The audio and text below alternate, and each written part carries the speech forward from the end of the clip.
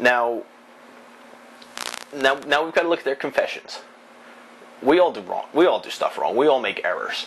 And Saul and David both made big, huge errors. Like Bill Buckner type errors. Stuff that goes down in history.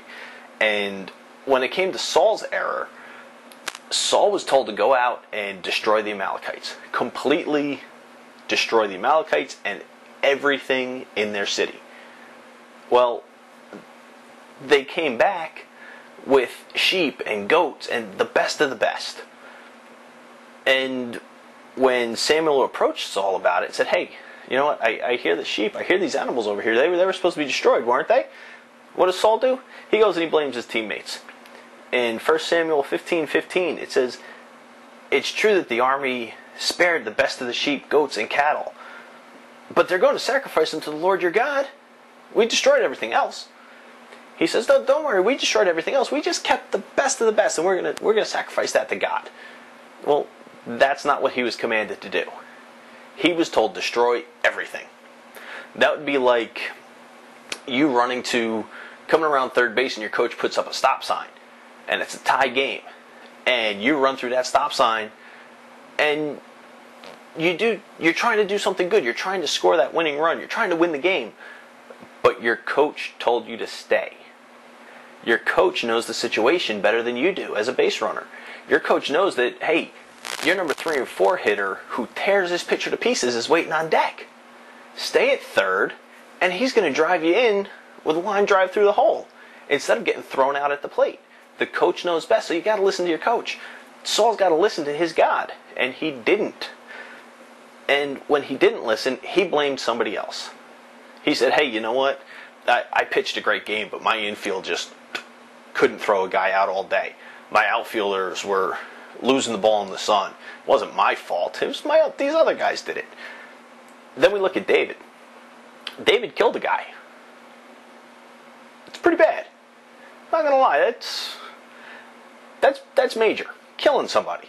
And when he was approached about it, he knew he did it, and he admitted it. In 2 Samuel 12:13, it says, then David confessed to Nathan, I've sinned against the Lord.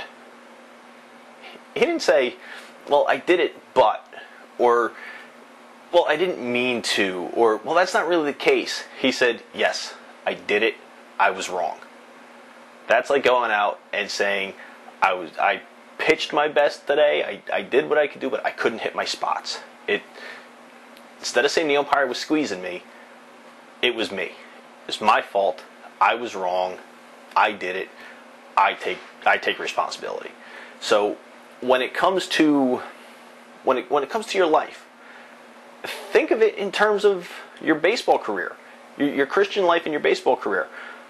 Do you want to be involved? Are you looking for the best coaches? Are you following good Christian leadership? Do you have somebody that you can go to and say, hey, you know what, I've got this situation, can you help me out here? Where would God lead me on this? Get a great Christian coach. Not a baseball coach, a Christian coach. Yeah, get a great baseball coach along the way too. But get a great coach. Somebody that you can turn to with everything. Next up, when it comes to your call-up, when it comes to, hey, you know what, it's time for you to move up. It's time for you to take a step. Which is, I felt that I had a calling to put this on my site, to put this up on the internet. I could have said, well, you know, it might ruin Coach Dan's reputation. That's not the situation. It's not what it's about. It's not about me. It's about, do I have what it takes? Am I going to hide in the dugout or in the clubhouse? Or am I going to be working it to take the step when I'm called to?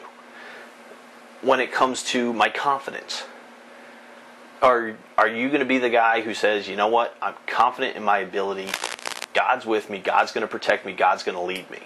Or are you terrified of, hey, this is something big, and I don't really know what God's plan is, I don't know where He's going to lead it? You know what, have confidence in God. God's going to take it. God will take care of you. If God calls you to do it, God's going to lead you through it. All right? And when it comes to your confessions, don't blame other people.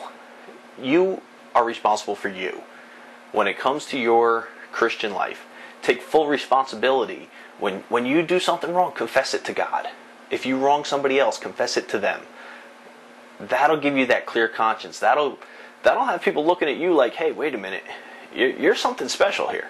So put it all together, and when push comes to shove, and God's got something going on, don't you want to be able to say, hey, you know what? Put me in, God. I'm ready to play.